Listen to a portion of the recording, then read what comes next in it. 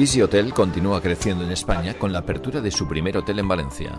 Este lanzamiento llega tras la inauguración de Easy Hotel Madrid-Alcalá y Easy Hotel Barcelona.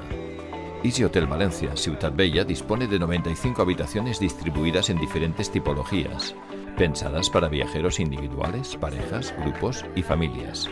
El hotel cuenta con habitaciones individuales, dobles y twin, además de opciones adaptadas, triples y familiares, diseñadas para garantizar un descanso de calidad.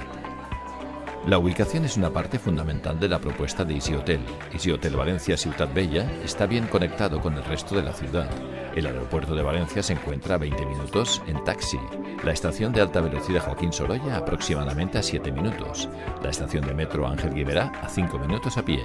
Es más, centramos mucho en obtener una gran calidad del servicio. El desayuno es un desayuno buffet bastante completo, continental, con la idea de que el huésped pueda, tras una buena noche de descanso, disfrutar de la ciudad y descubrirla a sus anchas. Bueno, una ciudad como Valencia necesitaba un buen destino. Tuvimos la oportunidad de ubicarnos aquí, en Ciutat Bella, con todo a tiro de piedra, a 2 pasos andando, ¿no? Y al final nuestra apuesta siempre va por destinos con una muy buena comunicación, ya sea por transporte público o a pie, y cumplía todos los requisitos esta ubicación, por lo que era una apuesta clara. ¿Cuál ha sido la aceptación en Valencia?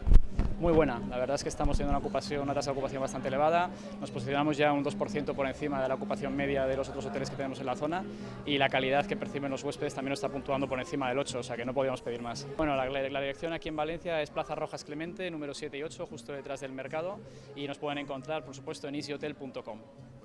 La apertura también refleja la creciente importancia de España para Easy Hotel como marca.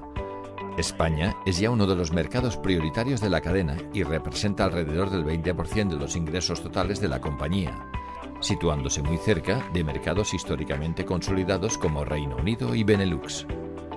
Tras las aperturas en Madrid y Barcelona y ahora en Valencia, la próxima será en Alicante, inauguración prevista para finales de este año.